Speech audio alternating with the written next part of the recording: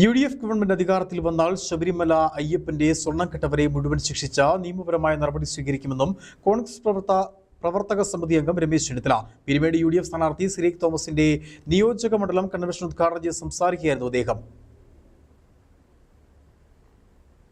ശബരിമല സ്വർണ്ണക്കടത്തുമായി ബന്ധപ്പെട്ട ഹൈക്കോടതി സർക്കാരിന്റെ പ്രഹരമാണ്. തീർച്ചയായിട്ടും സർക്കാരിനേറ്റ ഏറ്റവും വലിയ പ്രഹരമാണ് ഈ സ്വർണ്ണക്കൊടിമരം പണിഞ്ഞതിൽ കോൺഗ്രസുകാരെ ആരെങ്കിലും പെടുത്താൻ കഴിയുമെന്നാണ് വിചാരിച്ചത്. പിണറായിയുടെ വിജിലൻസ് അന്വേഷിച്ച് ഒന്നും കണ്ടെത്തിയില്ല എന്ന് മാത്രമല്ല അഴിമതി ഇല്ലെന്നാണ് കണ്ടെത്തിയത്. ഇത് സർക്കാരിനേറ്റ ഏറ്റവും വലിയ തിരിച്ചടിയാണ്.